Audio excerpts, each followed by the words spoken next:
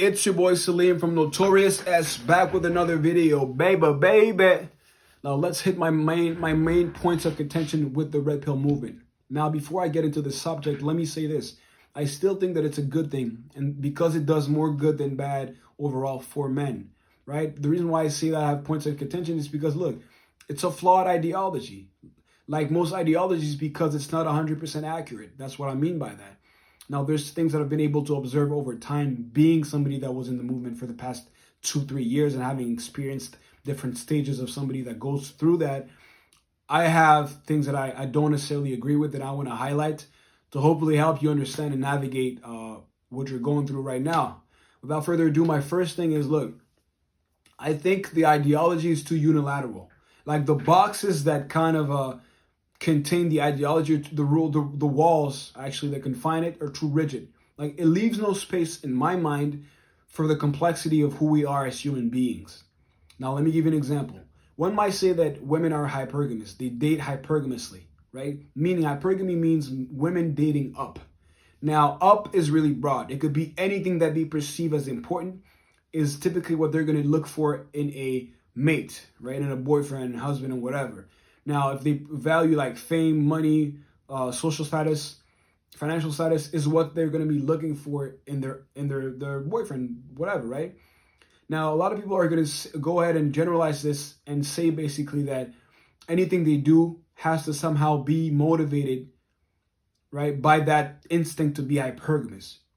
It leaves no space for a woman to be genuinely loving, caring, and wanting to do something for somebody she likes. It has to somehow be motivated by the fact that she is trying to get or to maintain that thing that she was looking for that was motivated by hypergamy, right? On the flip side, what feminists are going to say is use that same type of rhetoric, but apply it on men, as they usually do. They're going to be like, look, like a man can't just be wanting to be a man and wanting to provide for a woman that he likes or truly make her life easier by giving her financial stability and just, emotional stability. It has to somehow be related or somehow be motivated by a deep-seated patriarchal desire to just keep her under his thumb. Like he wants to keep her depending on him. That's why he does what he does. It can be out of the sheer desire to want to be a provider, to want to feel useful, want to fulfill his duty as a man, right? It has to be that. To me, it's kind of moronic because I know, and I believe you know as well, that we're more complicated than that. And I say that because it's like the Red Pill ideology is tightly tied to evolutionary psychology, which is us being basically attributed to, like, there's certain characteristics or behaviors that are attributed to male nature and female nature. We can't be more than that, which I actually think they play like a big role in how we behave. But I wouldn't say that it's 80% or 90% of what we do is somehow motivated by these concepts such as like hypergamy or like, us wanting to hold women down, basically. You know what I mean? It has to be more than that. So that's why I disagree with it. The second thing is like, we have to step out and step back and look at things pragmatically and being able to truly be able to look at the situation and understand that, look, like once you get into the movement, a lot of times you're going to look back at situations you lived before with a different lens, understanding that you fucked up a lot of the situations that had to do with your ex or girls you dealt with in the past. But instead of taking accountability, you're going to be like, nah, man, it was her. Like, I have to blame her for what happened. Instead of like positioning yourself within the frame of mind that the Red Pill ideology is about, which is man claiming back like rulership or rulership over the relationships as it relates to women, being the leader of said relationships, which like being the leader means you have to take accountability. We're going to be like, nah, fuck that. Let me point the finger to her and say that the reason why it was fucked up was because of her. Where if you know anything about relationships, most generally speaking, and I'm talking about all relationships, people will not do to you things that you won't accept them doing to you. Meaning, a lot of the times, in terms of relationships between men and women, we typically act and they react to us. They're reactionary. They bounce off of whatever we initiate in terms of emotions and what all these things. You know what I mean? So the instigator is typically us. But there's like some people have a vested interest in you feeling like you were done wrong because it's a strong motivator for you to finance whatever endeavor these people have. Keeping you feeling like you're a victim as opposed to being the instigator is best for some people's pockets.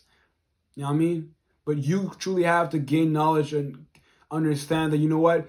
It starts with you and it ends with you. Because either way, bro, when it ends, it's going to be your fault. You might as well take responsibility for everything.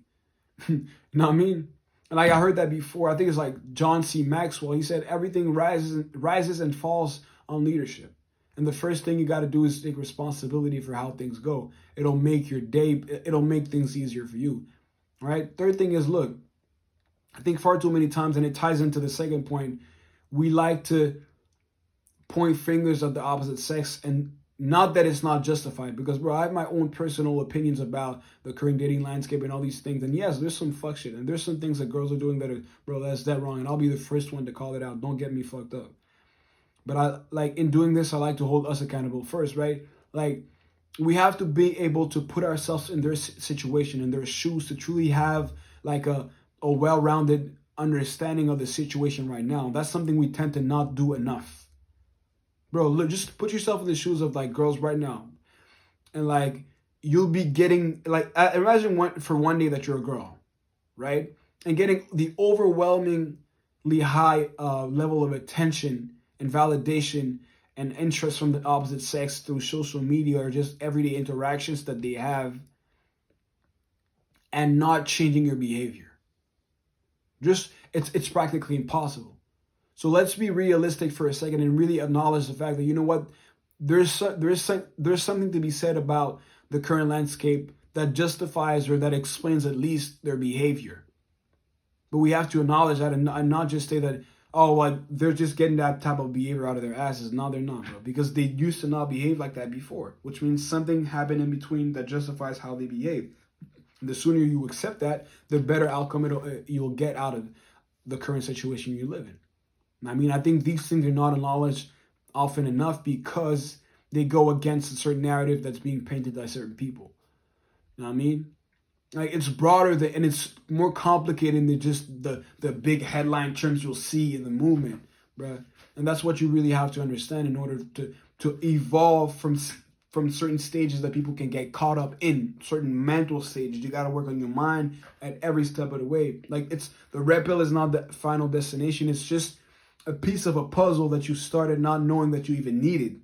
And once you get the piece, it helps you like have a better understanding of what the image is. But you can't be complacent within it. You always have to like think about it, you know? And that's all I got to say, man. If you like the content, subscribe, share, and like the video. You know why? Because it's free. And I'm going to see you next time. Peace.